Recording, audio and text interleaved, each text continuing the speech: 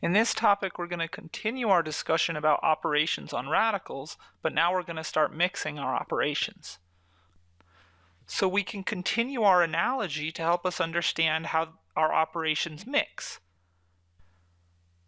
To divide a polynomial by a monomial, remember, we distributed the division. To do 6x squared plus 4x divided by 2x, we had to distribute the 2x division into each term.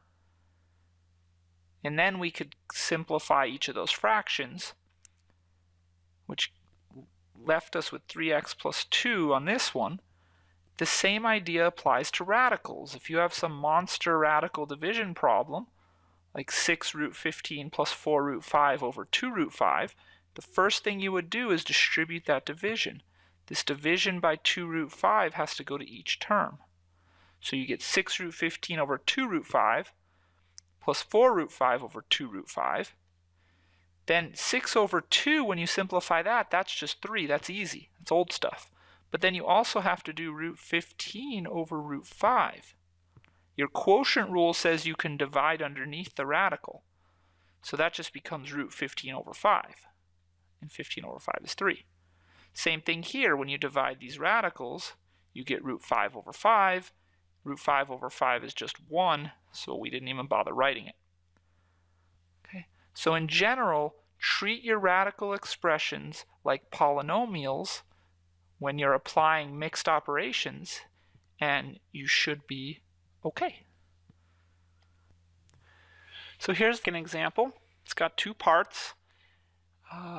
We're focusing on division now, right? So the instructions say divide and simplify. Let's start with part A. We have negative 15 plus 5 root 2 divided by 5. So the way this works, it's just like dividing a polynomial by a monomial.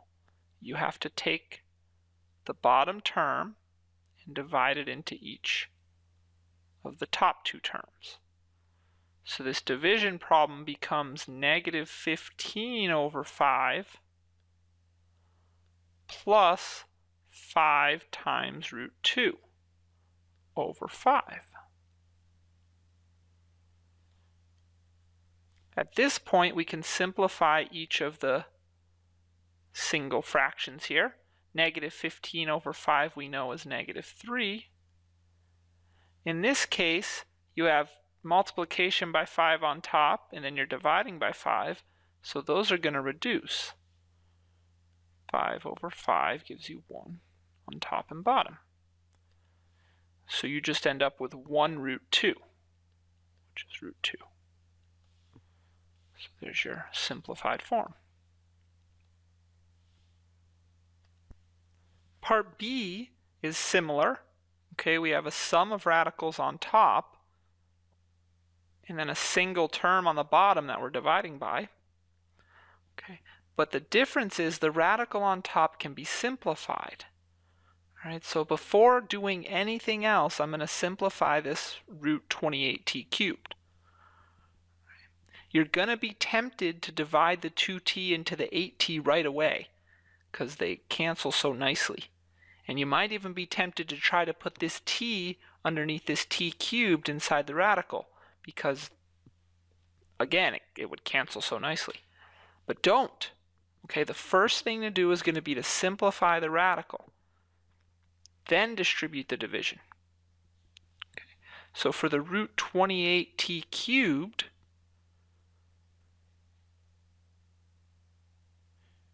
we got to break down the 28 and look for pairs.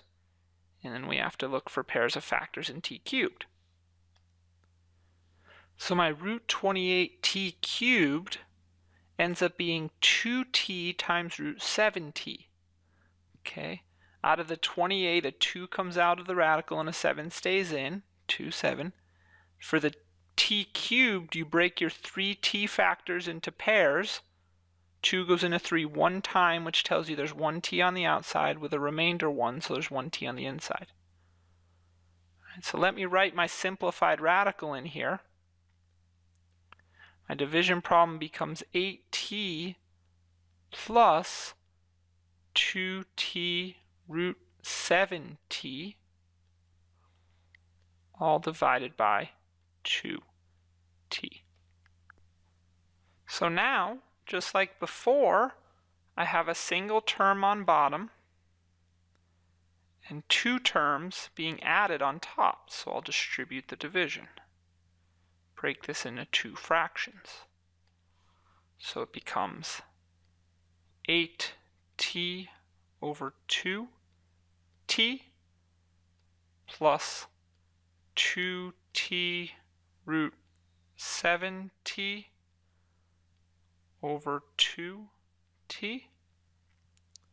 Then I'll reduce. 8t over 2t, the t and the t cancel, and 8 over 2 leaves you with 4 over 1. So the first fraction reduces to just 4. Everything else is gone. In the second fraction, these two are being multiplied. So this multiplication by 2t and this division of 2t reduces and leaves you with just a square root 7t in the second fraction. So altogether we get 4 plus square root 7t. That is our simplified version of this division problem.